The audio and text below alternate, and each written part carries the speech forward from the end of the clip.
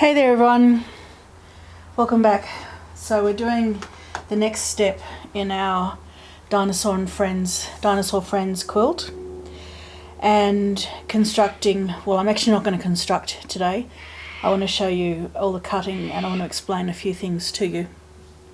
So this is the third in this series and we're going to start by working with the sashing. So let's just regroup. So I have, just so you know what I've done here, I've cut these into 2.5 inch strips and I'll explain why in a minute.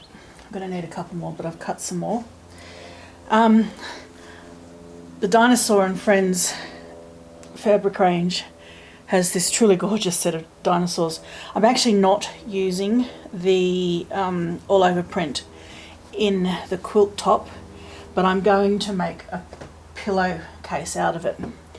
So we're going to work today on our border strip, and I'm going to talk to you about fabrics that have got a border print.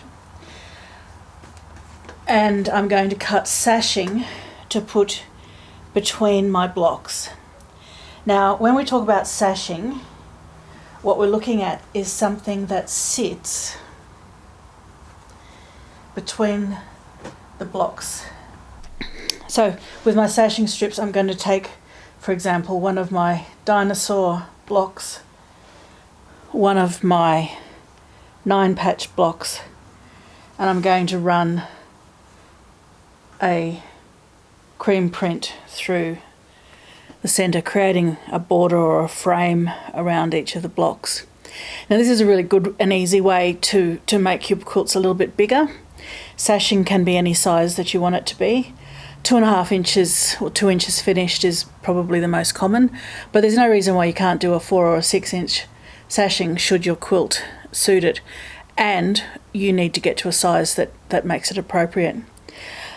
So with the pattern that in the beginning people put together, they had the 2.5 inch strips sewn to each side of the blocks running in rows, and then when we're putting the whole quilt together, they took a solid piece and put it like so across the top. Now that's fine, you can do that, that's a really easy way to do it, but I'm going to do, and I'm going to show you, cornerstones. Now I'm going to take, where's my little fabric? I'm going to take my herringbone print and I'm going to cut 2.5 inch squares. So where there's an intersection between rows of blocks and sashing, I'm going to put in this corner here a cornerstone. Now the reason I'm doing that is, as I'm doing this as a beginner series, I'm trying to make it as easy as possible for people to finish a quilt like this. So if I have all my blocks sewn together with my 2.5 inch strip in the centre, so I've created, what, 1, 2, 3, 4, 5 rows of 3 blocks.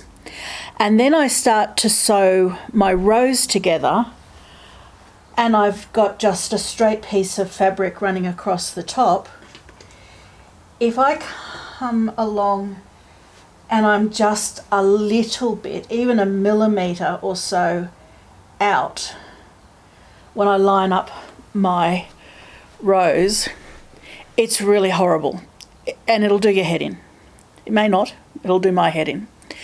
So what I've found is it takes quite a bit of skill and time to be able to line blocks up perfectly along the horizontal and the vertical when you have sashing. In this case, this one, that's the vertical strip, is easy because you're going to cut them to the right size and then you're going to stitch them to the blocks and make your rows, and it's all going to be lined up and perfect. But when it comes time to working with the long row here and another row of blocks, when you don't have a join in the centre through here, it can be really quite challenging. So by inserting a 2.5 inch cornerstone just in here, I'm going to just give you a bit of a view. I actually create seams that I can butt against. Now you might say, well, that's a lot more sewing, and it can be, but it's a lot less sewing than if you can't get your rows to line up perfectly and you have to unpick them 10 times. So certainly as a beginner project, what I would recommend is when you've got sashing, always put cornerstones into the corners, because that gives you the seams to butt each of your seams against, and it means your quilt's going to come together much more efficiently. Let's do it and make it make sense. So I'm going to just pack my blocks away because we don't need them for today. Get them out of the way. So if you haven't seen the segment where I created these, I did the 9 patches in the first one, and then I showed you how to use a panel fabric and frame it in the second video. And they're all on my YouTube channel, which is the Textile Transitions channel on YouTube. So by all means come and have a look at that and join that. And I'm just going to put all of these bits and pieces aside for now because I've made a big mess. So what I need to do now is I need to cut 20 12.5 inch strips out of my 2.5 inch strips. I've got 1, 2, 3, 4, 5. I need 7 because I'm going to get 20. So I've got them doubled over and they've been cut in the 2.5 inch strips as we talked about. So one more should do it, I think. So 2, 4, 7.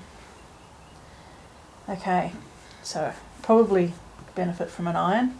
I'm just going to go and get my square ruler. I'll be right back. I can't right at this second put my hands on my 12.5 inch square for some reason. I've put it somewhere and hidden it. Okay, so the first thing I'm going to do is I'm going to square all this off and take the selvages off.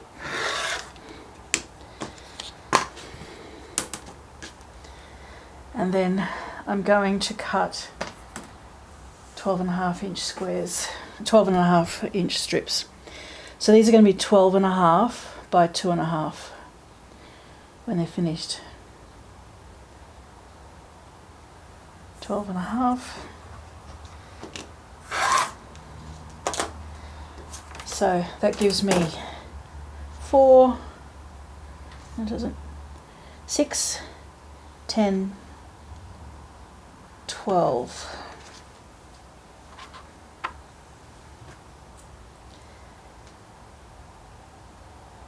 I just have to open these up now and very carefully lie them straight so that they don't get warped too badly. So 12, this will make it 15. I might need to do another strip. We'll see how it will. 15, 16, 17, 18, 19. Yeah, I need to do another strip.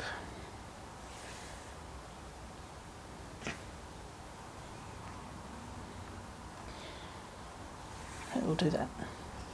Bear with me while I just do this.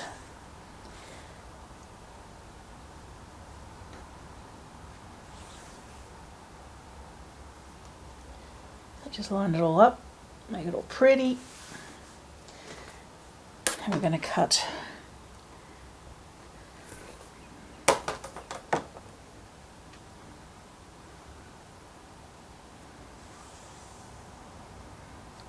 the next lot of 12.5 by 2.5 inch strips.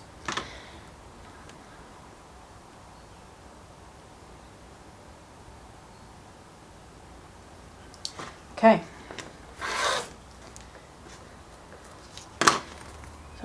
have here? I can't remember now. 2, 4, 6, 8, 10, 12, 14, 15, 16, 17, 18, 21. So I did the correct number, so I only need 20, so I'll put that one away. And I've got my scraps. Okay, so I now have the 12.5 inch strips that are going to run either side of my blocks. And I'll stitch those down in a minute. Now, in the meantime, I need 2, 4, 6, 8. 2, 4, 6, 8 2.5 inch squares for my cornerstones. So I'm just going to take my fabric here, as I haven't ironed it. I'll fold it the way it's been folded so I'm not distorting it too much. You can see I need to straighten that up, so I'll just cut this here at about 2 3/4. Actually it's closer to 3, but that's okay. I'm going to cut this at 3, set that aside, trim it up.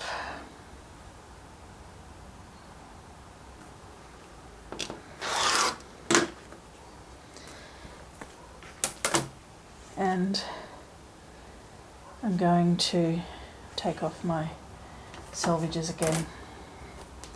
You know the drill by now, don't we? And I'm going to cut 8. So if I need 8, I've got it double-sided, so I'm going to cut 2 lots of 5.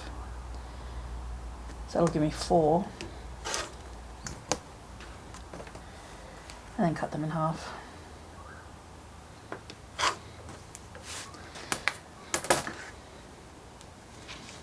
And then I'll just quickly show you how I'm going to set this together with just a pair. So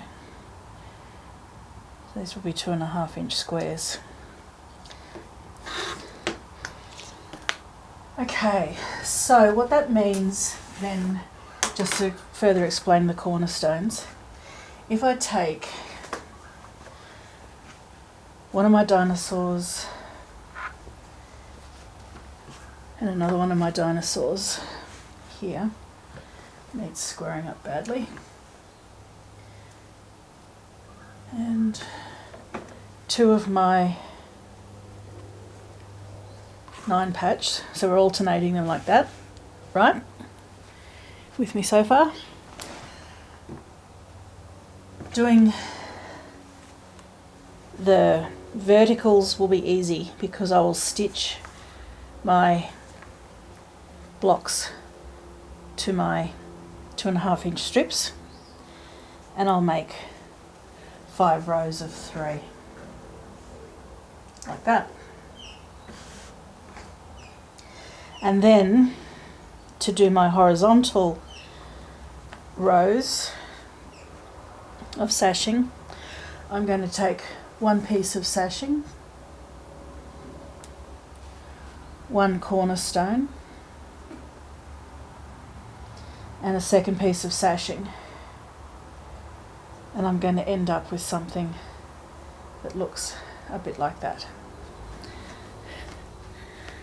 So once I've sewed this, as I said, I will now have seams in my sashing horizontal rows to butt my block and sashing seams together, and I'll get more accurate alignment through that. Alright, so that's the block, that's the cornerstones. That's why I encourage you to use cornerstones, especially if you're a beginner and you want to make sure that everything's lined up as well as it can be. And when you put your rows together, it's going to be quite super effective. Once that's done, we're going to do a border that's 2.5 inches all the way around the joined up blocks. So we're going to need a few more rows of 2.5 inches.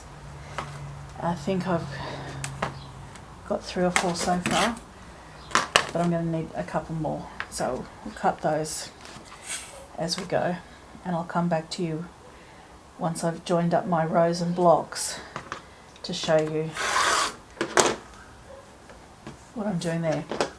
So the next thing I want to talk about is using the, just tidy myself up as I go, using the border fabrics. Okay, so a border fabric is one that comes off the bolt with 4 strips.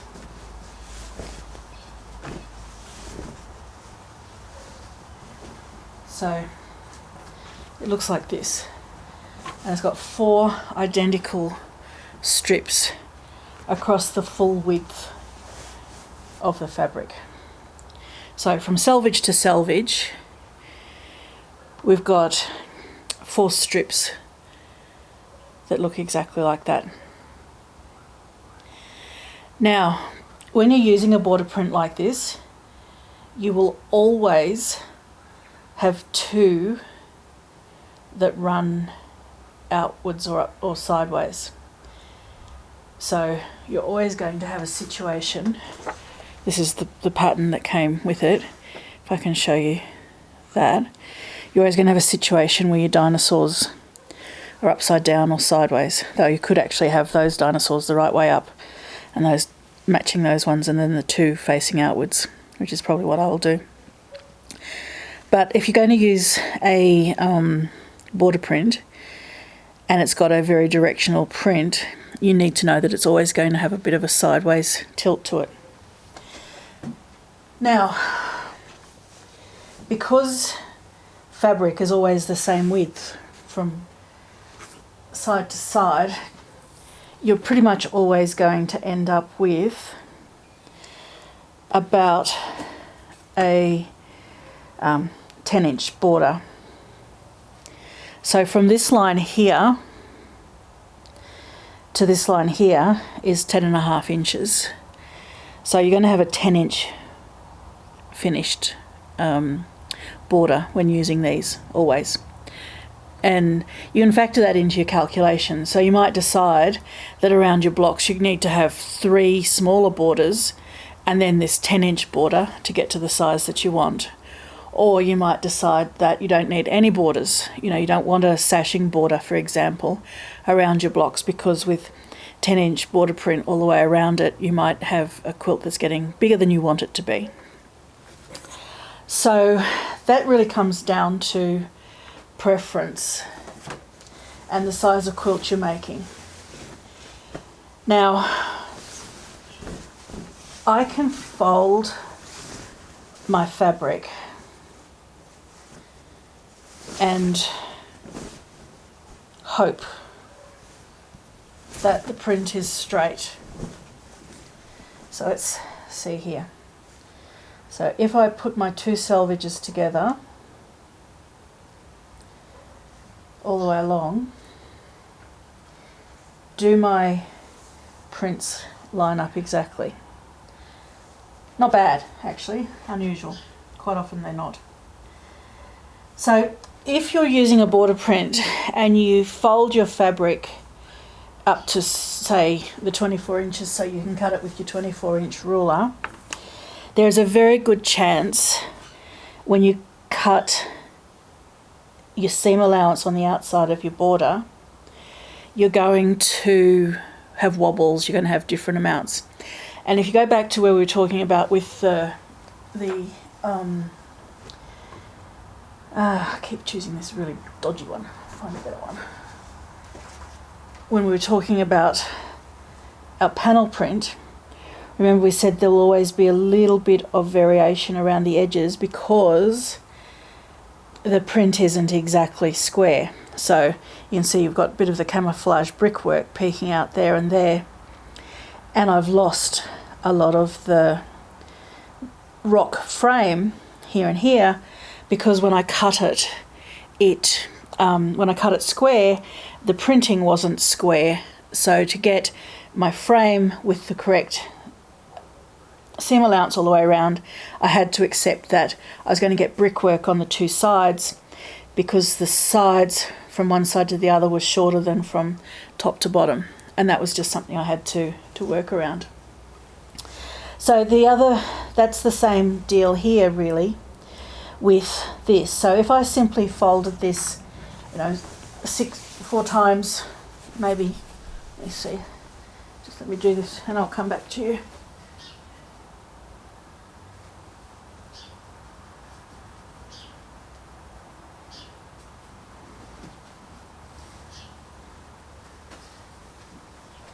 So if I fold my fabric into 8, I have to be very careful to make sure that all my edges are lined up before I cut it.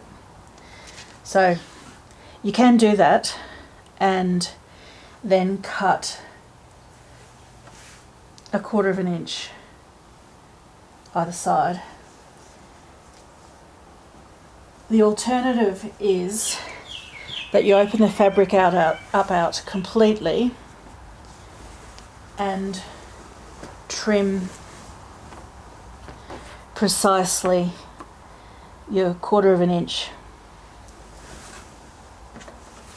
all the way along. Now, then you just have to decide the point from which you're taking your 1/4 inch. So in my case, I probably would not do the 1/4 inch into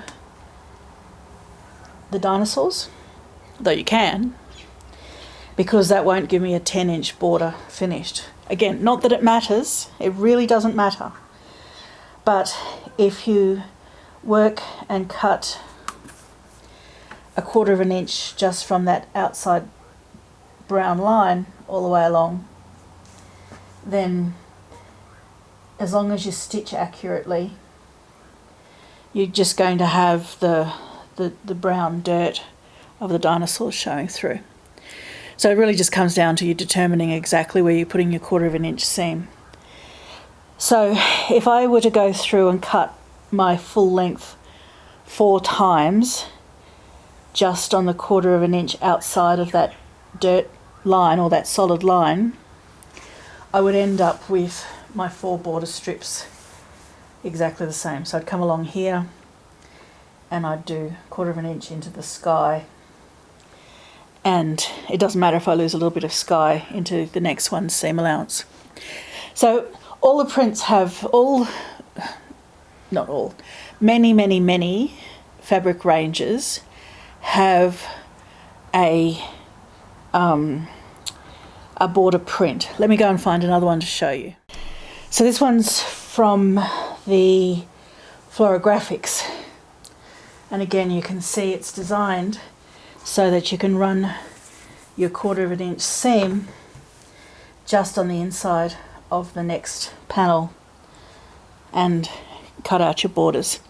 Now this one is one that wouldn't be quite as directional as your dinosaurs, so you've got a bit more flexibility around that, but they're a great way to do a quick border that's really grabs all the features of the range, and it has the feature fabric captured in it. So in this case we're going to do that, and we're going to cut our dinosaurs. So I'm going to stop this video now for a little while, and I'm going to come back once I've put the blocks together and cut everything, so I can show you how to put the quilt together in the final video in the series. I thought I would originally do 3 videos, but this one's going to be 4. So I'm not going to do much more today for video. I'm going to cut all this so it's ready to go, and then next week we'll put the quilt top together, and I'll show you all the sashing and everything. So I hope you're enjoying these sessions. I hope there's stuff that you're learning from them, little excuse me, there's a couple of hints and tips that you can take away.